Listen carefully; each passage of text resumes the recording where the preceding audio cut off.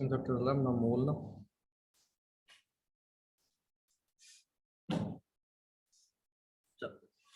देखो last class में हमने ना मिक्सिंग के बारे में बात करी थी।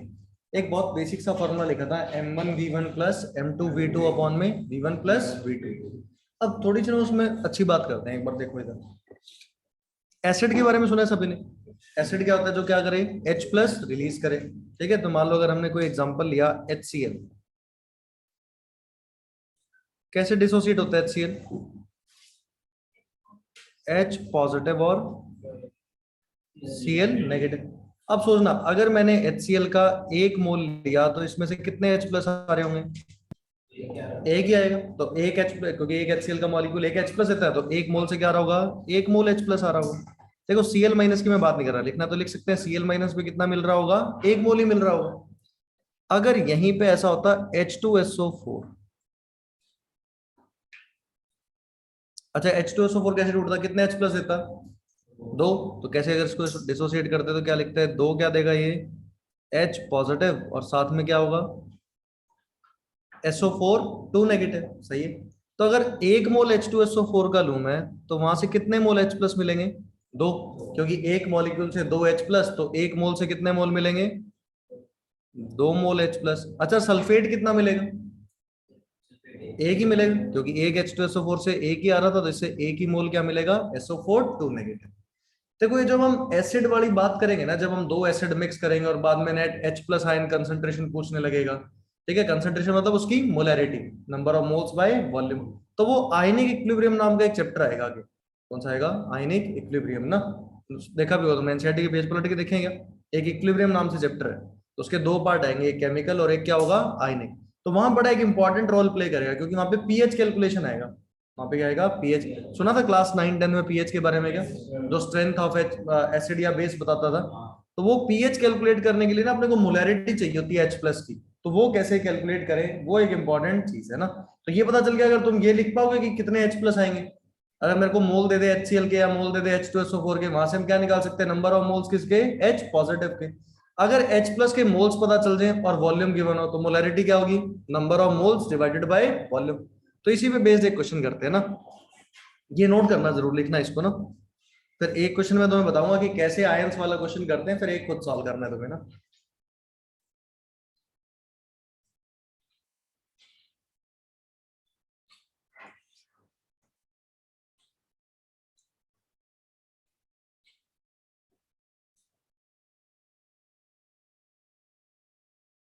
ये लिखने का क्वेश्चन साथ साथ में लिख लेना ना।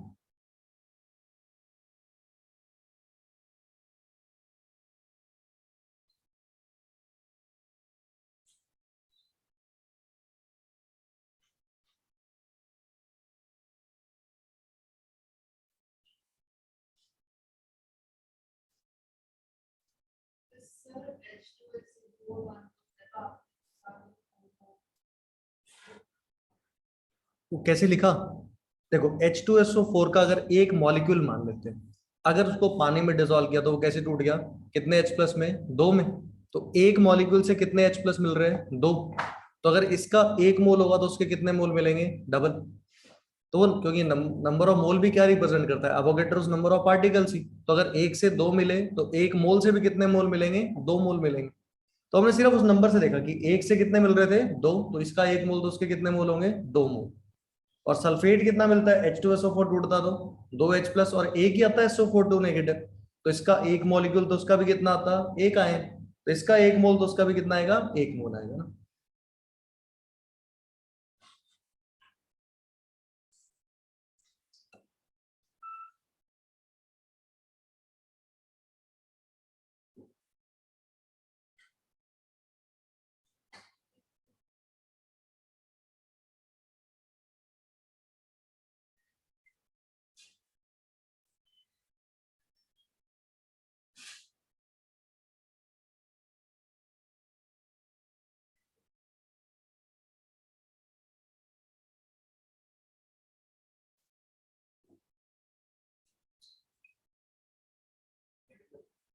क्या है ना, करवाता हूँ। क्वेश्चन नोट कर लिए सभी ने? एक बार क्वेश्चन नोट करो, फिर इसके बारे में बात करते हैं थोड़ी सी ना। देखो दो चीजें मिक्स करी इसने, HCl और H2SO4, आपस में रिएक्ट तो नहीं करेंगे, दोनों क्या चीज है, एसिड है, तो एसिड एसिड रिएक्ट तो नहीं कर सकते। अब पहले हम जितने भी क्वेश्चन कर रहे थे, देखो एक बार जो भी हमने मिक्सिंग के क्वेश्चन किए, क्या दोनों सॉल्यूशन सेम बोल रहे थे क्या, HCl सॉल्यूशन, फाइनल सॉल्यूशन की मोलरिटी निकालो। अब यहाँ क्या कह रहा है, फाइनल सॉल्यूशन तो क्या चीज है, HCl H2SO4 दो अलग चीज है। कह रहे हो HCl को पानी में डाला क्या बन गया होगा, H प्लस आया होगा, H2SO4 को भी पानी में डाला क्या आ गया होगा, भाई H प्लस ही आया होगा। तो कहता है कि ये बताओ फाइनल सॉल्यूशन में H प्लस की मोलैरिटी क्या होगी। अब ऐसे क्वेश्चंस पे कोई फॉर्मूला अप्लाई नहीं करना, सिर्फ हम क्या करेंगे, मोलैरिटी वाला फॉर्मूला अप्लाई करेंगे, क्या, number of moles divided by volume. ठीक है, अब सुनना इधर बात, अब एक बार लिखना थोड़ा ध्यान से सुनना, ये क्वेश्चन आगे पूरी केमिस्ट्री में काम आ जाएगा ये। अगर मेरे को मोलैरिटी और वॉल्यूम गिवन हो तो क्या तुम नंबर ऑफ मोल्स निकाल सकते हो। अच्छा यहाँ पे HCl एक्वस सॉल्यूशन में सॉल्यूट कौन है, HCl। तो क्या तुम बताओ, यहां से खुद बताते चलो, number of moles of HCl कितने होंगे, कैसे निकालते हैं नंबर ऑफ मोल्स, लिखा था क्या हमने लास्ट क्लास में, मोलैरिटी मल्टीप्लाइड बाय वॉल्यूम, और वॉल्यूम किस यूनिट में, लीटर में। तो क्या लिखोगे, 0.1 तो होगी मोलैरिटी, 400 डिवाइडेड बाय 1000 कितना बन गया, चेक करो, क्या 0.04 आएगा क्या, बताओ ये बात सही है। अभी हमने देखो ऊपर लिखा था HCl जब टूटता है तो जितने मोल HCl के उतने मोल H प्लस के आते हैं क्या। अभी देखो हमने क्या लिखा था, HCl जब तोड़ा तो H प्लस और Cl माइनस, तो हमने बोला एक मोल HCl तो एक ही मोल किसका, H प्लस का, तो मतलब जितने मोल्स HCl के होंगे उतने ही मोल्स यहाँ पे क्या होंगे, H प्लस के, मतलब इस सॉल्यूशन से ना। तो यहाँ क्या लिख सकते हो तुम, number of moles of H plus, दिख रहा है क्या? इस सॉल्यूशन से कितने आए होंगे, 0.04। कोई दिक्कत इसमें, पहले एक बार चेक करो, हमने एक जो सॉल्यूशन था वहां से क्या निकाल लिया, नंबर ऑफ मोल्स किसके, H पॉजिटिव के। अब दूसरा सॉल्यूशन कौन सा था अपने पास, एक और सॉल्यूशन भी ना H2SO4 वाला, कौन सा है, 600 ml है, और कितना है, 0.2 मोलर क्या चीज है, H2SO4। इसके नंबर ऑफ मोल्स बता सकते हो क्या, बताओ इसके number of moles of H2SO4 कितने हैं, क्या होगा, मोलैरिटी मल्टीप्लाइड बाय, यही होगा क्या, कितना बन जाएगा ये, 0.12 आएगा, वो 0.6 हो गया, 0.2 इंटू 0.6 कितना बन गया, 12/100 कितना, 0.12।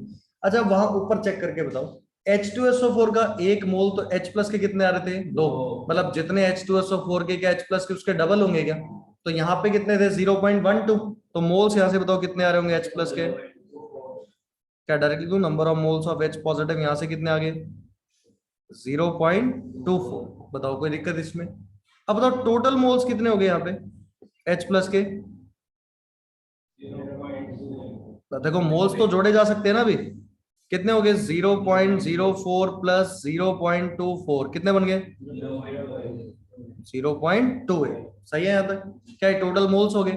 अच्छा फाइनल वॉल्यूम बताओ सॉल्यूशन का, वॉल्यूम कितना था, 400 ml प्लस 600 ml कितना हो गया, 1000, मतलब 1 लीटर हो गया क्या, क्योंकि लीटर में रखना पड़ेगा अगर नंबर ऑफ मोल्स ले रहे हो। बताओ इतनी बात सही है। अब बताओ मोलैरिटी क्या होगी इसमें H प्लस की, मोलैरिटी ऑफ H पॉजिटिव क्या लिखोगे फॉर्मूले में, number of moles of H plus कितने हैं, डिवाइडेड बाय वॉल्यूम कितना है, 1, यही आ गया। यूनिट क्या होगी इसकी, वो दिख रहा है क्या, मोल पर लीटर लिखना चाह रहा था मैं, वो स्पेस थोड़ा कम है ना। बताओ एक बार क्या आंसर आ गया क्या, यानी कि हमने कोई फॉर्मूला अप्लाई करा क्या अभी तक, हमने तो सिर्फ मोलैरिटी वाला यूज किया। मोलैरिटी क्या होता है, number of moles divided by volume. तो अगर मोलैरिटी H प्लस की निकाल रहे हैं तो नंबर ऑफ मोल्स भी किसके, H प्लस के, और डिवाइडेड बाय पूरे सॉल्यूशन का क्या ले लो, वॉल्यूम। अगर मोल्स ले रहे हो तो वॉल्यूम किस में लेना पड़ेगा, लीटर्स में। तो लीटर्स में कितना था यहाँ पे, 400 प्लस 600 कितना हो गया, 1000 ml, मतलब कितना लीटर हो गया, 1 लीटर। बताओ कर पाओगे कैसा। तो यहाँ पे कोई भी फॉर्मूला नहीं अप्लाई करना, करना क्या है, अभी कितने भी मिक्स कर सकता था क्या, मान लो 10 एसिड मिक्स कर देता, तो सभी से क्या निकाल लेते हैं, H प्लस के मोल्स, और जोड़ देते हैं उनको, और डिवाइड बाय क्या कर देते हैं, फाइनल वॉल्यूम, तो आंसर क्या आता, मोलैरिटी आ जाती। लिखो एक क्वेश्चन खुद सॉल्व करना फिर इसके बाद।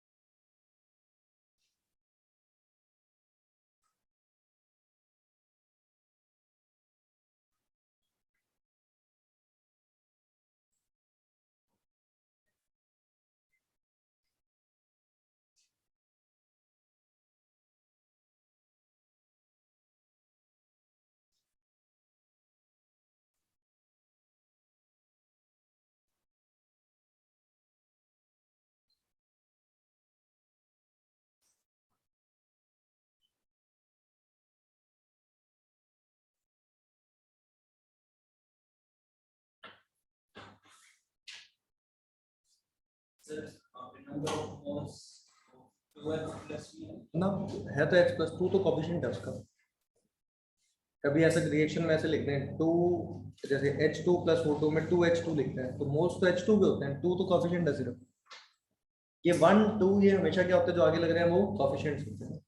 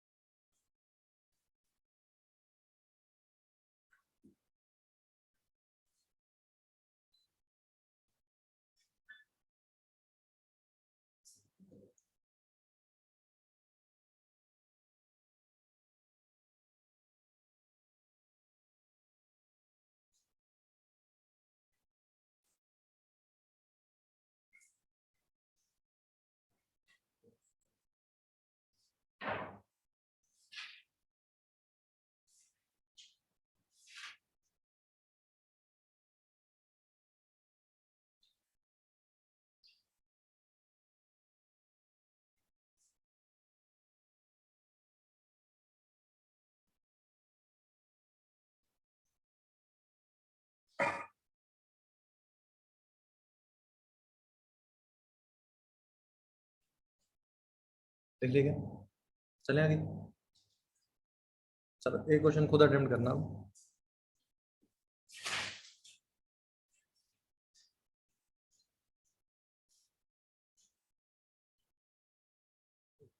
500 ml of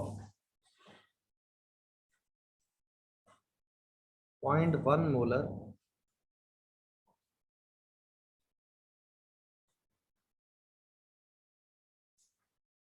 HCl is mixed with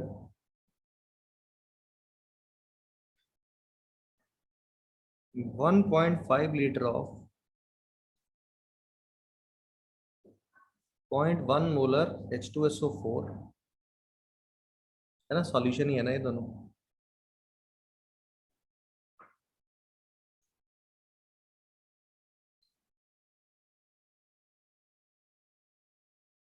calculate molarity of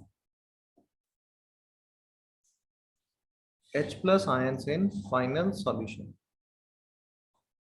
final solution में H प्लस आयन की मोलैरिटी क्या होने वाली है?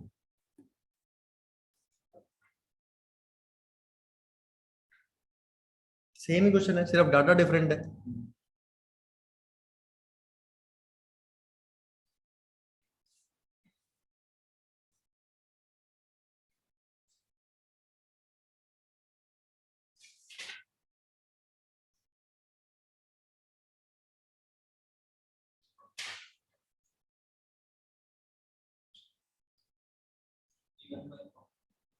मैंने कुछ भी रैंडम लिख दिया, सॉल्व करेंगे, फिर जो मन में आया मैंने लिख दिया।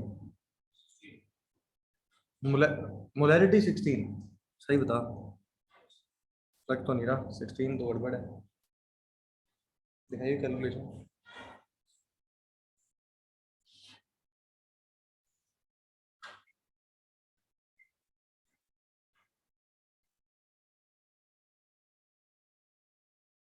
समझ तो नहीं आ रहा करा क्या तुमने। यहाँ से लिख दे तुमने 0.1 तो और ही हो गया 0.15/0.3।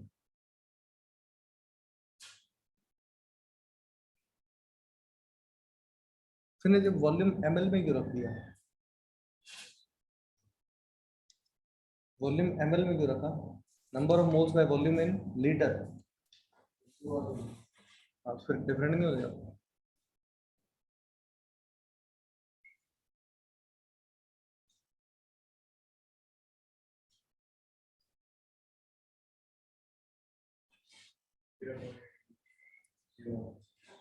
0.016 देखते हैं।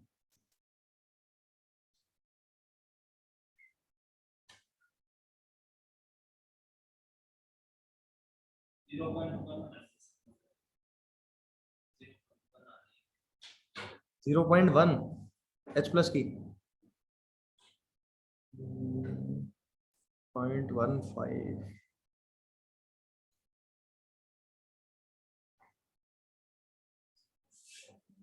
38, सभी के अलग अलग कैसे आ रहा है? 0.2।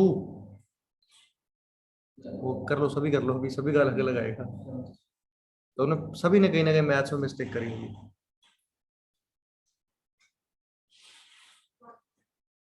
1.7।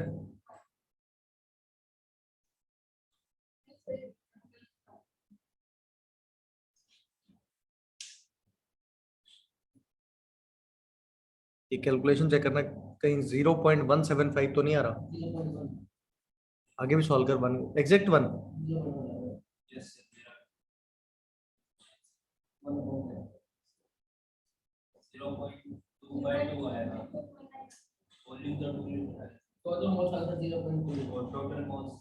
मेरे को ऐसा कुछ लग रहा है कि शायद आंसर 0.175 होना चाहिए, शायद शायद।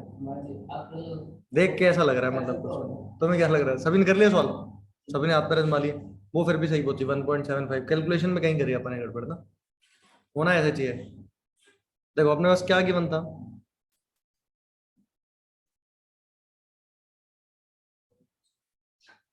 सही है। चलो देखते चलो, तुम स्टेप बाय स्टेप मैच करना। तुमने यही सॉल्व सब कुछ किया क्या? क्या तुमने number of moles of HCl निकाले यहाँ से? क्या किया तुमने? मोलैरिटी मल्टीप्लाइड बाय वॉल्यूम, यही किया क्या? तो ये कितना बन गया? 1000 से डिवाइड करना है। क्या ये 0.05 आ गया क्या? बताओ एक बार। अच्छा, जितने HCl के मोल्स, हाँ वो एक ही बात है। तो क्या यहाँ से हम number of moles of H plus लिखेंगे तो सेम ही आएंगे क्या? क्योंकि HCl से एक ही H प्लस मिलेगा, तो कितने आएंगे? 0.05। अभी तो कई सारी मिलेंगी, देखता रहना। हाँ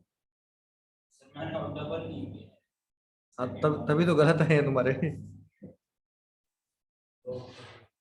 देखो यहाँ वॉल्यूम लीटर में ही गिवन है, तो बताओ number of moles of H2SO4 कितने होंगे? मोलैरिटी कितनी है? 0.1, और ये 1.5, तो कितना बन गया? ये हो गए। यहां से फिर number of moles of H plus निकाल लें। क्या इसके डबल हो गए होंगे? कितने हो गए? 0.3। सही है आंसर। हाँ वो एक ही बात है। तो बताओ टोटल मोल्स कितने हो गए?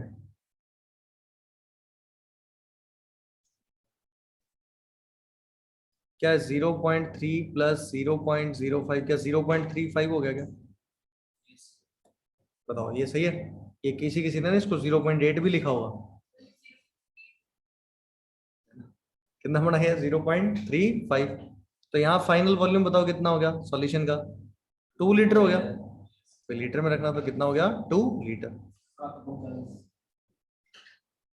तो मोलैरिटी ऑफ H प्लस कितना बन गया? 0.35 डिवाइडेड बाई 2, है ना? 35/2 कितना होता है? 17.5। तो वो कितना बन जाएगा? 0.175।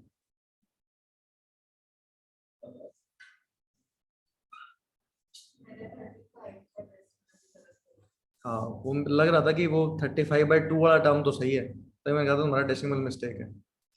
तो आंसर क्या आएगा? 0.175।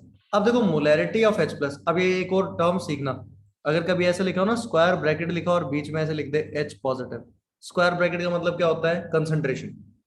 जैसे H प्लस लिख दिया और उसके बाहर ऐसे क्या लगा दिए? स्क्वायर ब्रैकेट, तो वो क्या रिप्रेजेंट कर रहा है? Molarity of H positive. तो वो कितनी है? 0.175। ठीक है, तो ये याद रखना, इसका मतलब मोलैरिटी है। वो तो यूनिट देख के पता चल रहा था, मोल पर लीटर। तो एक सिग्निफिकेंस हो गया कि अगर कभी भी ऐसे लिख देना स्क्वायर ब्रैकेट और बीच में कोई आयन लिख दे, तो उसकी क्या रिप्रेजेंट कर रहा है? कंसंट्रेशन को, मतलब मोलैरिटी को। ठीक है, ये लिख लेना ऐसे कंसंट स्क्वायर ब्रैकेट वाला टर्म ना, ताकि अगर कभी लिखा आ जाए तो ध्यान रहे।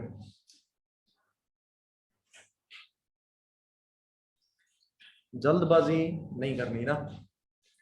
एक और करो सॉल्व। अब जरूरी नहीं हमेशा H प्लस पूछे, किसी और आयन की भी पूछ सकता है। अब ये तो तुम्हें पता चलता होगा, जैसे NaCl को पानी में डालने कैसे टूटेगा? Na+Cl- कर सकते हो कैसा? अब उसी से कुछ रिलेटेड एक और करते हैं। ये नोट कर लिया सभी ने? चलूं आगे, नेक्स्ट क्वेश्चन देखो।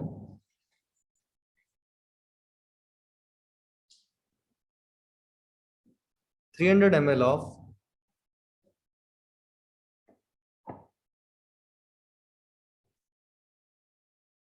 3 मोलर लिखना था ना, 0.5 लिख दिया, 3 molar. 3 molar NaCl is added to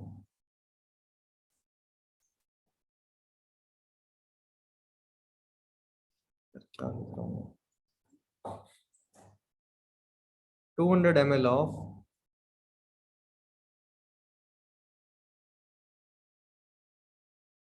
4 molar BaCl2 solution.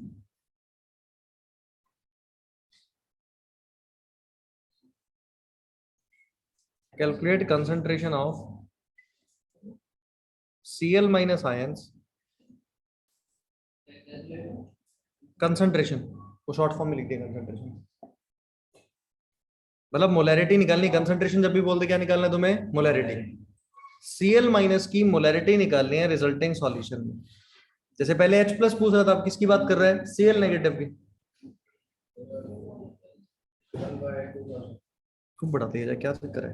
1/2000 option देखने दे ना, ऐसा ऐसा कोई ऑप्शन ही नहीं है। इतनी जल्दी कैसे कर देते हो सॉल्व तुम? मैं समझ नहीं होता। ऑप्शन बताऊं कैसे कैसे है, तुम दर्ज हो गए। BaCl2 barium +2 2Cl minus 7 molar है। ऑप्शन सुनना 1.6 फिर है 1.85, आसपास भी नहीं गानी। स्टेप बाय स्टेप लिखो। NaCl के मोल्स निकालो, तोड़ो उसको। NaCl कैसे टूटेगा? Na प्लस और Cl माइनस। वैसे BaCl2 कैसे टूटेगा? बैरियम +2 और 2 Cl माइनस आएंगे वहां से, तो जितने BaCl2 के मोल्स होंगे उसका क्या होगा? डबल होगा।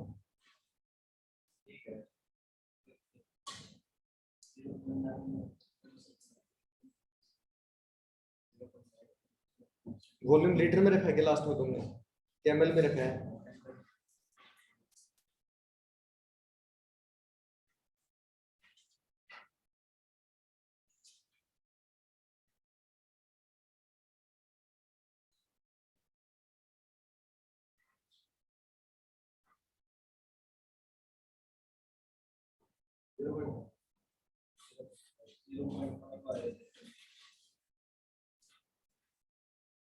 दिखाना है वर्क इंग्लिश में वाली।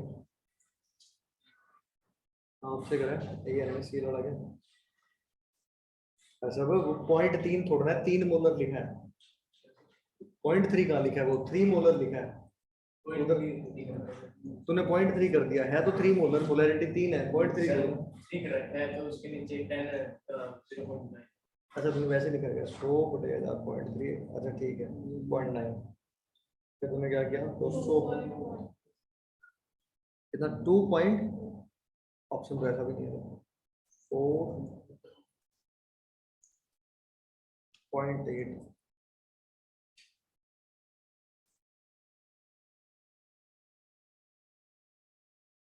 एक मेरे को छोटी सी बात कही, ध्यान से सोच के।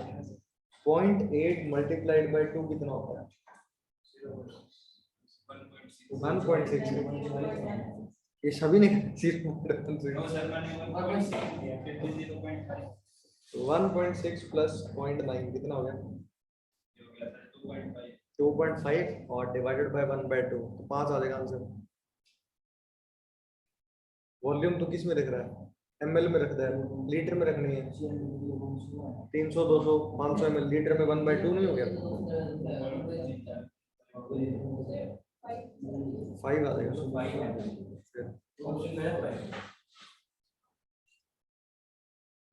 तो वही गलत कर दिया।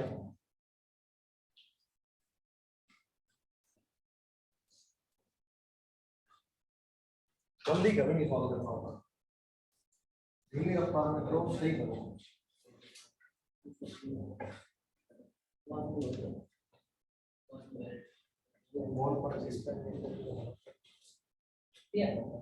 कितनी बार कितने काट लगे?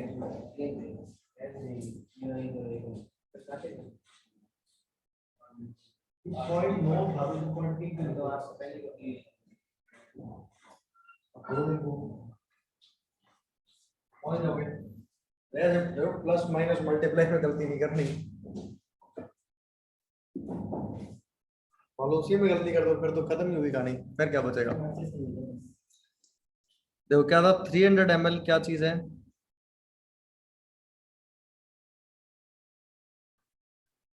अच्छा, अगर एक नया तरीका, तो अभी तुम लीटर लीटर लेके चल रहे थे, तो तुम मेरे को लगता है डेसिमल में कर देते हो मिस्टेक। ऐसा कर देते हो ना, मिलीमोल्स लेके चल पड़ो, क्या परेशानी है। बाद में लास्ट में मोलैरिटी में millimoles divided by volume in ML कर देना, मतलब चीज आंसर तो सही आएगा। चलो एक और तरीका से देखो इधर, अब तुम्हें सीधा सीधा मल्टीप्लाई करके कहानी समझ आ जाएगी। बताओ नंबर ऑफ, तुम डेसिमल में करते हो गड़बड़, तो मैं तुम्हें मिलीमोल्स लिख देता हूँ, NaCl। कितना करोगे, 3 × 300। इसमें तो कोई गलती नहीं करता होगा 900 लिखने में। 300 × 3 कितना हो गया, 900। अब जितने मोल्स मिली मोल्स NaCl के, उतने मिली मोल्स क्या होंगे, Cl माइनस के। Number of millimoles of Cl minus भी कितने रहे होंगे, 900 ही रहे होंगे, क्योंकि NaCl से एक ही Cl आएगा। फिर BaCl2 क्या था तुम्हारे पास, 200 ml था। कितना, 4 मोलर BaCl2 था। तो बताओ number of millimoles of BaCl2 कितना होगा। क्या करोगे, molarity multiplied by volume in ml ही रख दूं, ये भी मेरे को लगता है कोई गलती करता होगा। 400 × 2 800 लिख सकते होगे। अब देखो BaCl2 से कितने Cl आएंगे, दो। तो यानी कि यहां से number of millimoles of Cl minus लिखोगे तो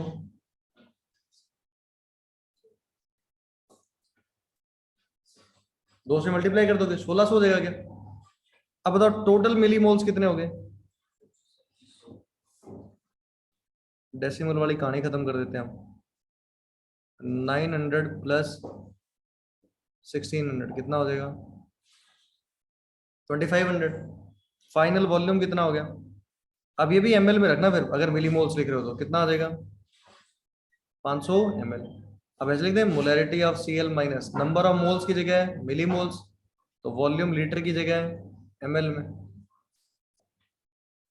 कैपिटल M लिख दें। अब तो डेसिमल वाली कहानी खत्म हो गई होगी, तो तुम मोल्स की जगह मिली मोल्स में भी चल सकते हो। वैसे तो देखो गलती उसमें भी नहीं करनी चाहिए, ठीक है, वो सिंपल सी कैलकुलेशन ही तो है, 1000 से डिवाइड ही तो कर रहे थे हम। ठीक है, तो अगर नहीं कर पाओ, डेसिमल में फंसते हो, तो सीधा क्या कर लो, फिर मिली मोल्स लेके चल पाओ। है ना, अब बहुत बार तुम यहाँ पे गलती कर दोगे, ऊपर अगर मिली मोल्स रहे तुम वॉल्यूम लीटर में रखना शुरू कर दोगे। वॉल्यूम किस में रख दोगे, फिर लीटर में। तो ये फिक्स चीज कर लो, जब भी मोलैरिटी में तुम ऊपर मिली मोल्स लिख रहे हो ना, लाइट गई क्या, अगर ऊपर मिलीमोल्स लिख रहे हो तो वॉल्यूम किस में रखोगे, ml में। अगर ऊपर मोल्स रख रहे हो तो वॉल्यूम किस में आएगा, लीटर में। तो ये कहीं कॉपी पे ना ऊपर जगह होती है, उसमें डब्बा बना के लिख दो ये बात, जहाँ कुछ नहीं हो ऊपर लिख दो इस बात को, कि अगर मिलीमोल्स ले रहे हो तो वॉल्यूम ml में, मोल्स ले रहे हो तो वॉल्यूम किस में, लीटर में। यूनिट नहीं चेंज करने का।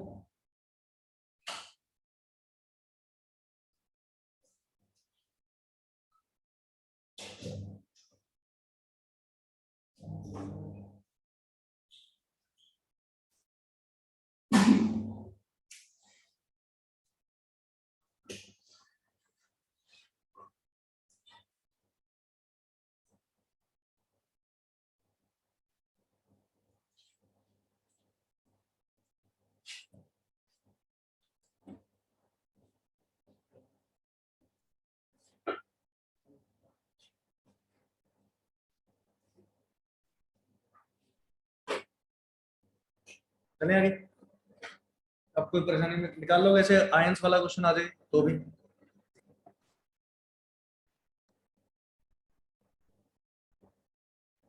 अच्छा, तुम एसिड बेस की आपस में रिएक्शन करा सकते हो क्या, एसिड बेस रिएक्शन करा दोगे, उस पर क्वेश्चन कर ले फिर। चलो उस पर भी ट्राई करते हैं ना, एसिड और बेस लेते हैं मिक्सचर। देखो 600 ml of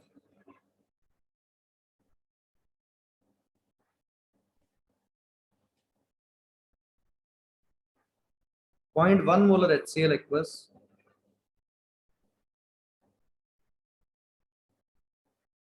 is mixed with 200 ml of 0.2 molar NaOH aqueous solution.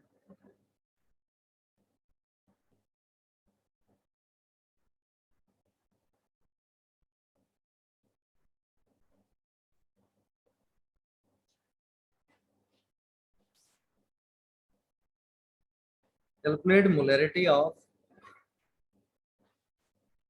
H plus ion in final solution. Question लिख के रफ नोटबुक में आजमा लो, जो कर सकते हो तो कॉपी नहीं करनी है ना, तुम गलत करोगे है ना, तुम आराम से करो, रिएक्शन कराओ इसमें, दोनों चीजें आपस में रिएक्ट करेंगी तो एक बात सोचना, HCl और NaOH को आपस में रिएक्ट कराओगे क्या बनेगा, NaCl प्लस H2, सही है ना, तो अब ये HCl बचेगा, उससे H प्लस आ रहे होंगे, आपस में रिएक्ट करेंगे, रिएक्शन तो करानी पड़ेगी। एक बार तुम मारो तुक्का, जो तुम कर सकते हो अपना दिमाग ला लो, जो तुम्हारा मन करता हो, आराम से 1-2 मिनट का टाइम दो, करो कोशिश, 2 मिनट में तो हो जाएगा, 2 मिनट से ज्यादा का सवाल नहीं। 0.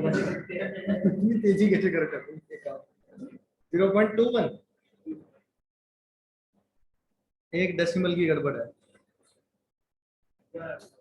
0.025।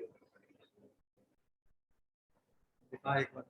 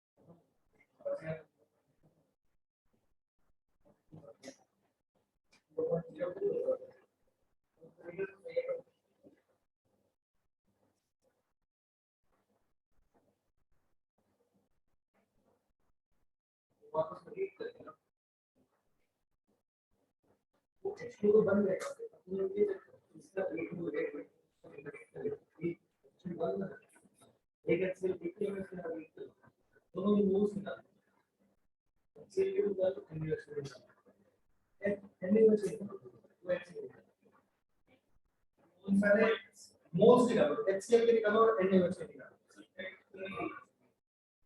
ना H plus OH में से निकालोगे, अभी पहले तुम HCl और NaOH के मोल्स स्टार्ट करो,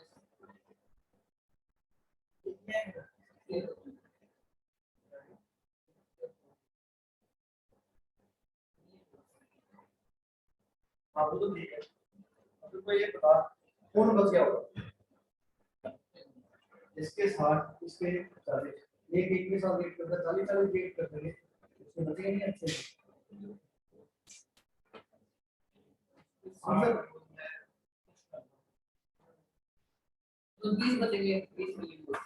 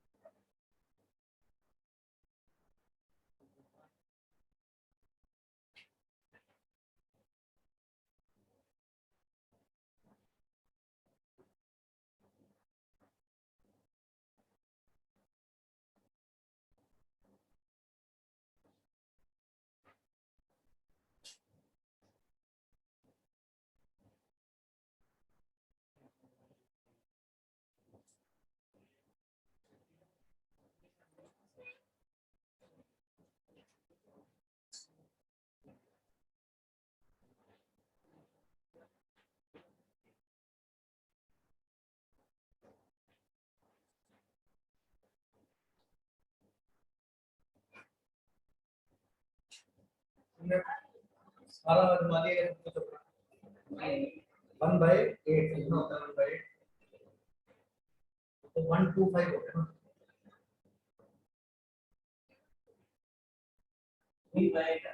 सब कुछ आजमा चुके हो गए अपना, जितना तुम कोशिश कर सकते थे अभी रहेगा।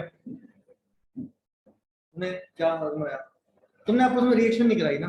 तुम तो स्टोइकियोमेट्री पढ़ चुके, सिर्फ उस लड़की ने नहीं पढ़ा स्टोइकियोमेट्री, तुमने तो पढ़ रखी है, तुम तो बता सकते थे।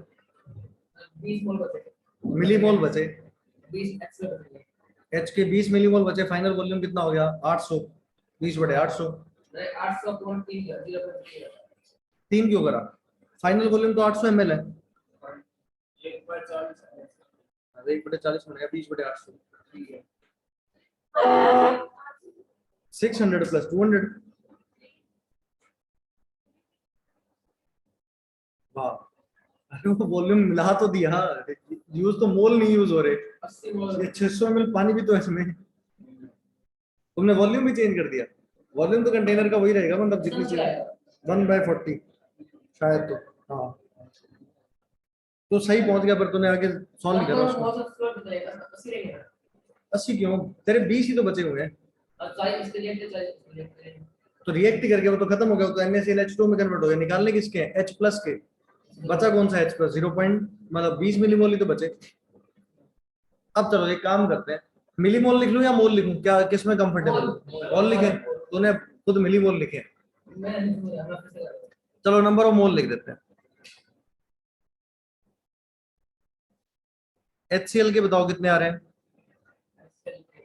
0.1 मल्टीप्लाइड बाय 600 डिवाइडेड बाय कितने हो गए? 0.06 बताओ, यहां तक कोई दिक्कत? सही है, एक यहीं पे लिख दूं साइड में।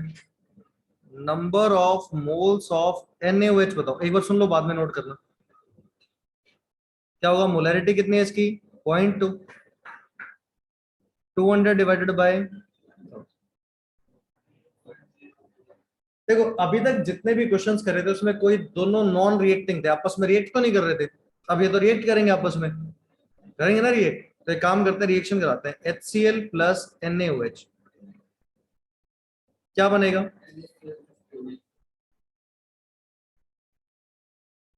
सही है। अच्छा, 1 मोल HCl 1 मोल NaOH के साथ रिएक्ट करता है, ध्यान से सुनना भी ये बात। 1 मोल अगर एसिड है तो किसके साथ रिएक्ट कर रहा है वो? 1 मोल बेस के साथ। यही ना, HCl का भी कोएफिशिएंट 1, NaOH का भी कोएफिशिएंट कितना है? 1। तो 1 मोल HCl 1 मोल NaOH के साथ रिएक्ट करता है। अब ध्यान से सुनना, अगर मैंने एसिड के लिए 5 मोल और बेस का लिया 1 मोल, क्या होगा? एसिड के 4 मोल बच जाएंगे क्या? एसिड के 4 मोल बचे होंगे। अगर मैंने यहाँ पे एसिड के मोल लिए 0.06 मोल और बेस के लिए 0.04 मोल, कौन बचा होगा यहाँ पे? क्या एसिड के मोल बचे होंगे क्या? कितने बचे होंगे? 0.02।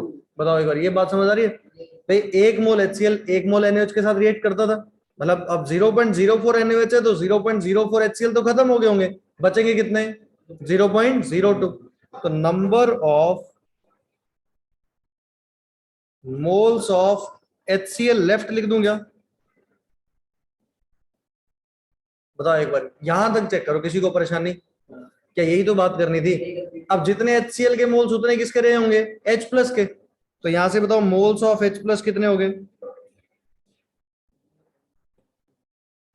0.02। तो बताओ कंसिडरेशन H+ मोलैरिटी किसमें? नहीं, वहां पानी तो टूटता ही नहीं। पानी कभी H+, पानी कोई आयनिक कंपाउंड थोड़ना है। पानी H+ और OH- में नहीं टूटने वाला ना। H+ सिर्फ कहां से आ रहा होगा? एसिड से, HCl से। अब एक बात, तो मोलैरिटी क्या होती है? Number of moles divided by volume of solution in litre. कितना वॉल्यूम हो गया फाइनल? 800 ml। लीटर में कितना हो जाएगा? 0.8। क्या 0.025 हो गया क्या?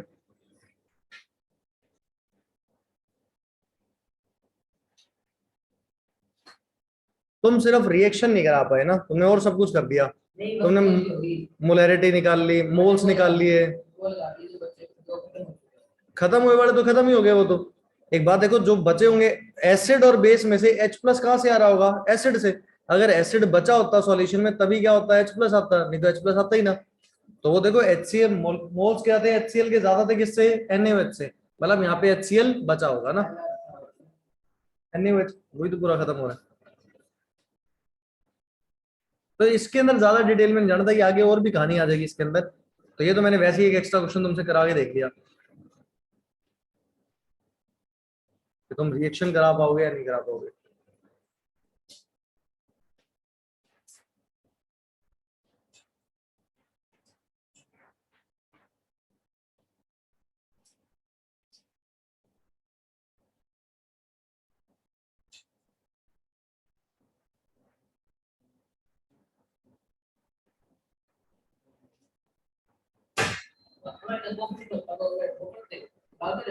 क्या होता,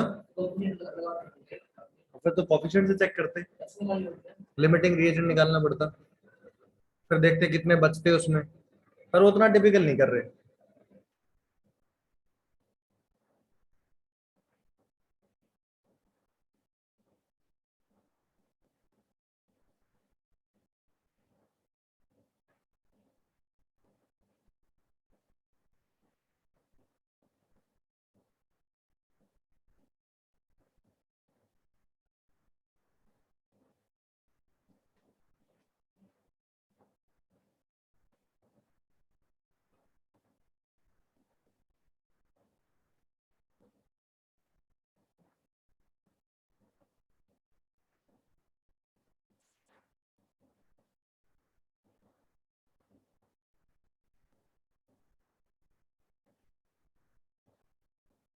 चलिए आगे।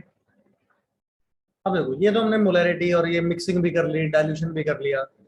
अब देखो अभी तक हम किसकी मोलैरिटी डिफाइन कर रहे थे, सॉल्यूशन की ना। ऐसे हम किसी प्योर लिक्विड की भी मोलैरिटी डिफाइन कर सकते हैं। तो वो अलग एक टॉपिक अलग से डालते हैं, किसकी, मोलैरिटी ऑफ प्योर लिक्विड। अभी तक हम सॉल्यूशन की बात कर रहे थे ना, number of moles of solute divided by volume of solution.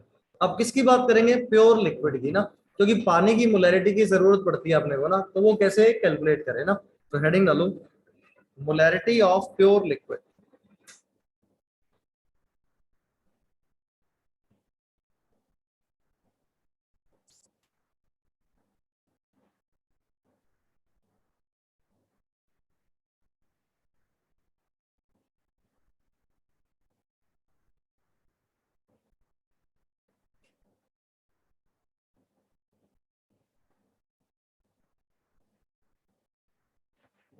अब एक बार सुनना, इसको कैसे सॉल्व करते हैं इसको ना।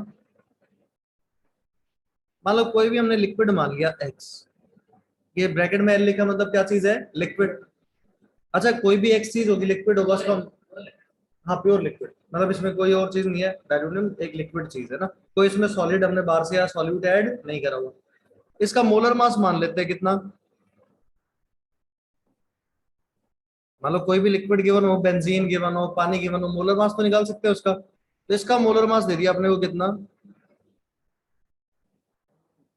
m1 ग्राम पर मोल। और कोई लिक्विड होगा तो उसकी डेंसिटी भी होगी, कितनी मान लेते हैं, d ग्राम पर ml। और मेरे को यहाँ पे निकालना क्या है, इसकी मोलैरिटी। तो बोला कि क्या कैलकुलेट करो, मोलैरिटी। अब इसको कैसे मोलैरिटी को हम कैलकुलेट करें, तो देखना सॉल्यूशन क्या होगा इसमें। एक काम करते हैं, let volume of x 1 litre मान ले। वॉल्यूम कितना मान लेते हैं, 1 लीटर। अच्छा 1 लीटर मतलब कितना हो गया, एमएल में बताओ, 1000 ml हो गया। अगर तुम्हें किसी चीज का वॉल्यूम गिवन हो, तुम मास निकाल सकते हो क्या, डेंसिटी गिवन हो, कैसे निकालोगे। मास क्या चीज होता है, density multiplied by volume. Density कितनी है तुम्हारे पास, डी, और वॉल्यूम कितना है 1000, क्या हो जाएगा। अच्छा एमएल में क्यों लिया, क्योंकि मेरे पास डेंसिटी की यूनिट क्या थी, ग्राम पर एमएल। तो वॉल्यूम एमएल में, तो मास किस में आ गया, ग्राम में। अच्छा तुम्हारे पास अगर मास आ गया तो नंबर ऑफ मोल्स निकाल सकते हो क्या। क्या फॉर्मूला होता है नंबर ऑफ मोल्स का, given mass by molar mass. कितना मास गिवन है, 1000 × डी। मोलर मास कितना है,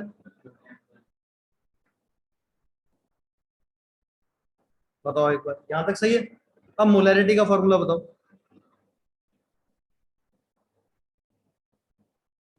मोलैरिटी इज इक्वल टू, अब सॉल्यूट की तो नहीं बात करेंगे, मोलैरिटी अगर एक्स की निकाल रहे हैं तो क्या लिखेंगे, number of moles of x और divided by volume of x. अच्छा कितने मोल्स आ गए अपने पास, 1000 इंटू में डी डिवाइडेड बाय m1, और वॉल्यूम कितना लीटर है, वॉल्यूम 1 लीटर ही था, तो वो तो डिवाइडेड बाय 1 क्या सही मेरा होगा। तो क्या मोलैरिटी का फॉर्मूला आ गया क्या, 1000 into D divided by m1। अब देखो ये सारी कहानी पता है किसके लिए है, वाटर के लिए। H2O लिक्विड, पानी की डेंसिटी कितनी होती है, तो बताओ पानी की मोलैरिटी क्या हो जाएगी, ये डायरेक्ट अप्लाई कर देंगे, 1000 मल्टीप्लाइड बाय डेंसिटी कितनी है इसकी 1, पानी का मोलर मास कितना है, तो डिवाइडेड बाय, तो मोलैरिटी कितनी होगी इसकी 1000 बाय 18। तुम सॉल्व कर सकते हो क्या 1000 बाय 18 को, जीरो वर्ड नहीं किया आएगा 55.55, 1000 बाय 18। तो इसको इसी फॉर्म में याद रख लेना, 1000 बाय 18 की फॉर्म में, या फिर अगर लिखना चाहो तो क्या होता है 55.55। तो क्या मोलैरिटी ऑफ वाटर आ गया अपने पास, प्योर वाटर कितना होता है 1000 बाय 18 बोलो या 55.55। अगर इसके अलावा कोई और लिक्विड हुआ तो क्या अप्लाई करोगे, 1000 multiplied by density divided by molar mass, तो वो क्या आ जाएगा अपने पास उसका मोलैरिटी किसकी, प्योर लिक्विड की। तो देखना सिर्फ पढ़ते किस लिए, क्योंकि अपने को पानी की मोलैरिटी की जरूरत पड़ती है। तो पानी की मोलैरिटी कितनी होती है 55.55, पर वो ना यूज करके हम कैलकुलेशन में ये यूज करते हैं 1000 डिवाइडेड बाय 18। ठीक है, लिखो इसको।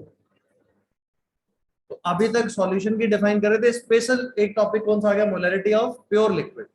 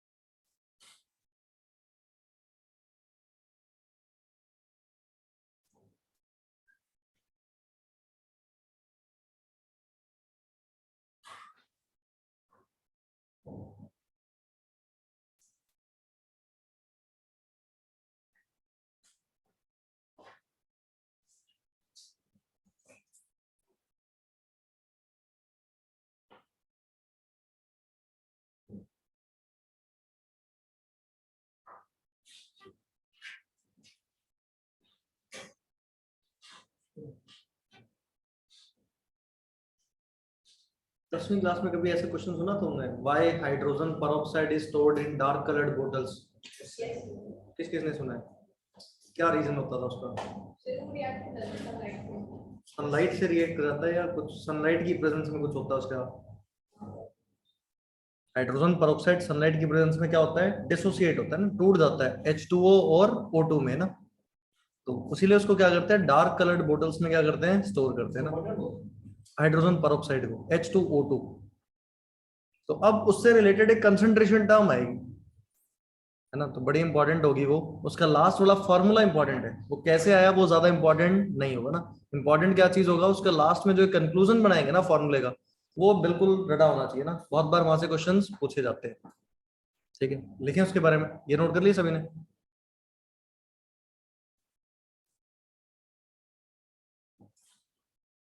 चलो फिर हेडिंग डालो।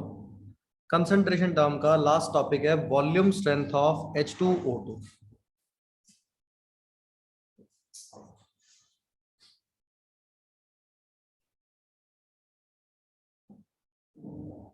है ना, एक वॉल्यूम वाली बात आएगी, वो हम रेडॉक्स में करेंगे ना, वो यहाँ नहीं करेंगे अभी। तो उसके लिए फिर थोड़ा सा और आगे आइडिया मेरे को होना चाहिए। ये H2O2 क्या चीज होता है? Hydrogen peroxide. इसको क्या बोलते हैं? Hydrogen peroxide. ठीक है, अब इसमें सुनना, ये बड़ी इंपॉर्टेंट बात है ना, एक बार पूरा समझ लेना फिर नोट करना, एक स्क्रीन पे आ जाएगा। ये क्या होता है? It decomposes in presence of sunlight.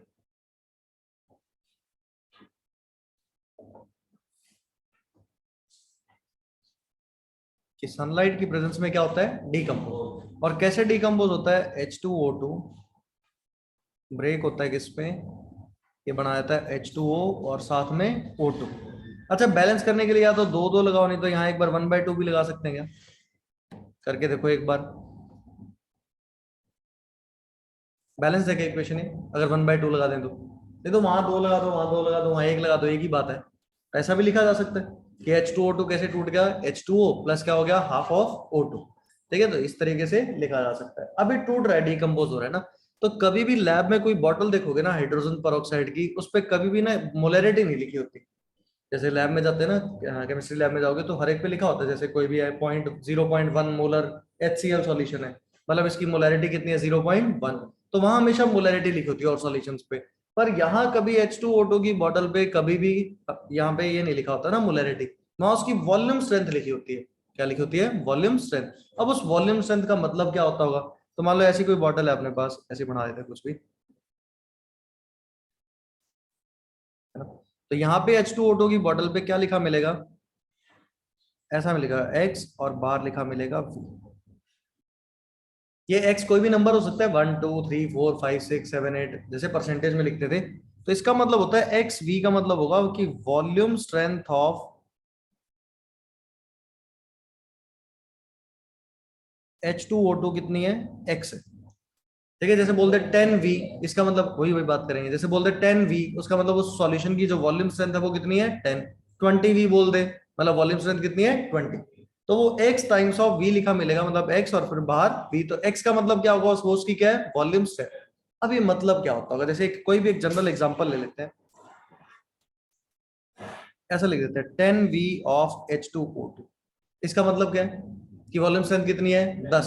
Volume strength कितनी है? 10। अब इसका मतलब ध्यान से सुनना है, इसका मतलब होता है 1 litre of H2O2 on decomposition gives 10 liter of O2 gas at, ठीक है, एंड STP लिख दें, नई वाली कंडीशन ले चलेंगे ना, एट STP। ये STP कंडीशन तो सुनी है हमने, standard temperature and pressure condition, है ना, कि एक मोल का वॉल्यूम STP नई कंडीशन पे कितना होता है? 22.7, और पुरानी कंडीशन पे 22.4। अब देखो ये मतलब होता है 10V का। अगर मैं बोल देता 20V, उसका मतलब क्या होता? 1 लीटर से कितना लीटर O2 मिलता? 20 लीटर। अगर मैं किसमें?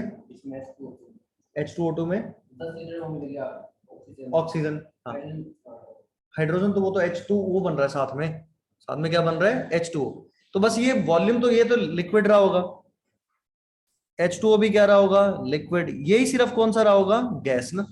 तो गैस कितनी बाहर निकलेगी? जितनी वॉल्यूम स्ट्रेंथ उतने लीटर क्या मिल रही होगी अपने को? गैस। अगर ऐसा बोलते 20 वॉल्यूम, उसका मतलब क्या है? 1 litre of H2O2 gives 20 litre of O2 gas. किस पे? STP पे। कौन सी कंडीशन होगी? STP।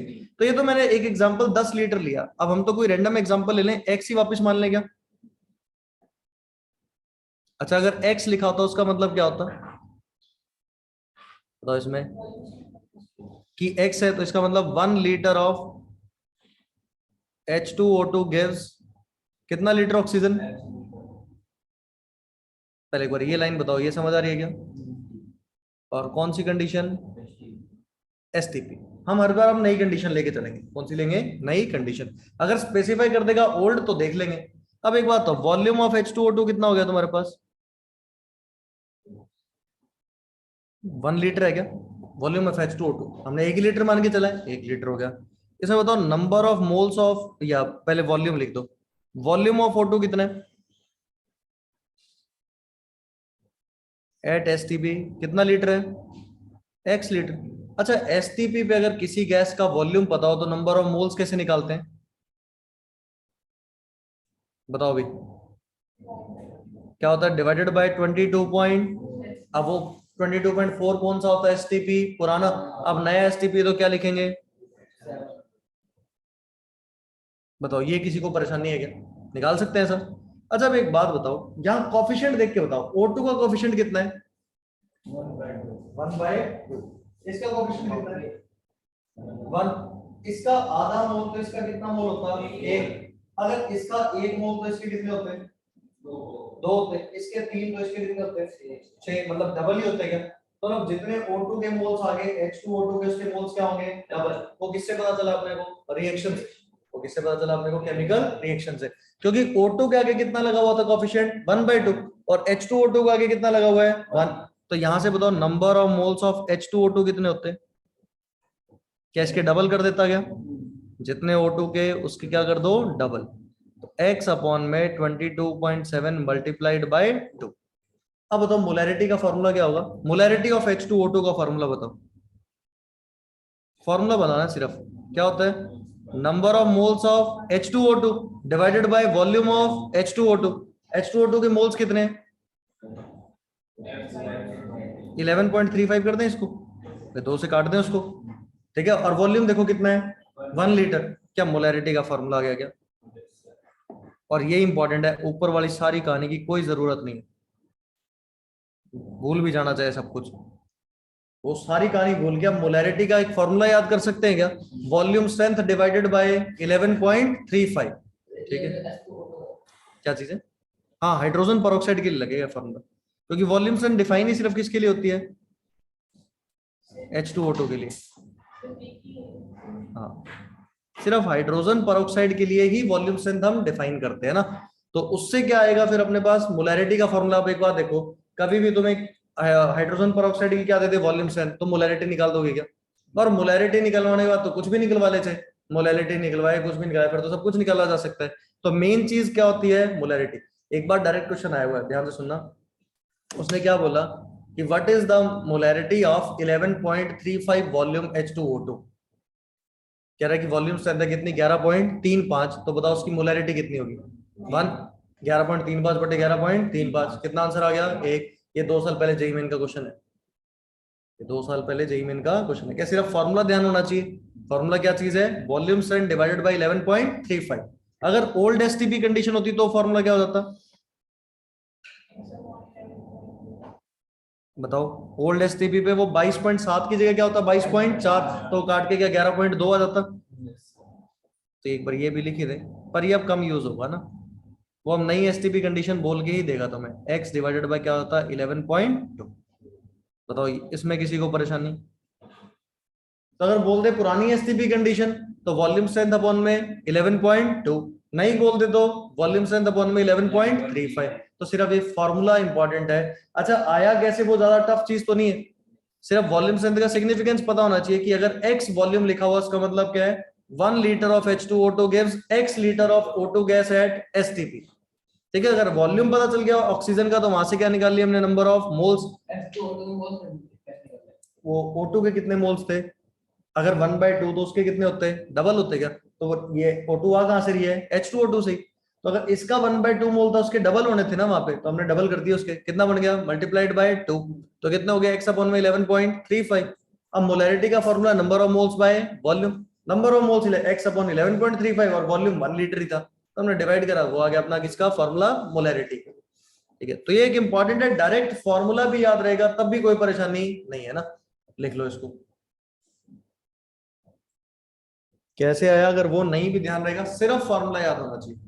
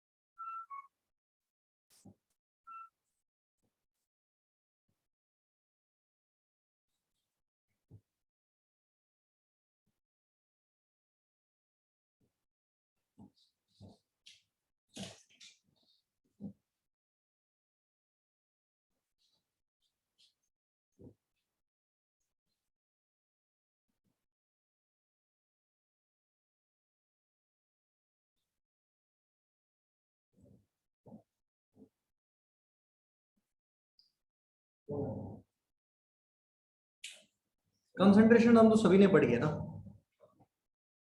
ये मोलैरिटी मोलैरिटी तो सभी ने पढ़ा है ना। ठीक है, तो आज क्या है? हाँ, अब वो बताओ, सैटरडे देना है या संडे देना है?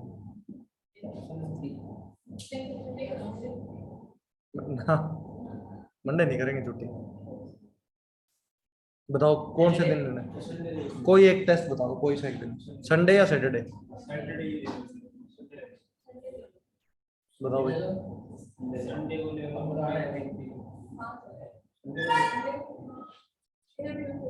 नहीं, टेस्ट पता है कब करेंगे? क्लास के बाद में। क्लास के बाद में सैटरडे ऐसा कर लेंगे, थोड़ी देर पढ़ लेंगे, फिर आज 45 मिनट का टेस्ट। ना ना, पहले पढ़ेंगे, क्लास नहीं वेस्ट कर लेंगे ना भाई। क्या होगा, पहले टेस्ट दे दी फिर पढ़ा देंगे। आधा पौना घंटा, एक छोटा सा टेस्ट, 15-20 क्वेश्चन, मोलैरिटी मोलैरिटी पे, ताकि फॉर्मूले रिवाइज हो गए, बेसिक कॉपी वाले फॉर्मूले याद होने चाहिए ना। ठीक है, तो जो पढ़ाए हैं कॉपी में, कंसंट्रेशन टर्म, जहां से हमने कंसंट्रेशन टर्म हेडिंग डाल दी, जहां पे हमने सॉल्यूशन लिखा था, सॉल्यूशन एक हेडिंग डाली थी, बाइनरी सॉल्यूशन, और ये लिखा था ना, उसे परसेंटेज बाय मास वाला शुरू किया था ना, वहां से लेके यहाँ तक का। ठीक है, हाँ आज के लिए ये खत्म ही हो गया कंसंट्रेशन टर्म ना, इतनी थी, पूरा चैप्टर नहीं, सारी 8 की 8 कंसंट्रेशन टर्म्स। संडे को भी क्लास लेना, मंडे को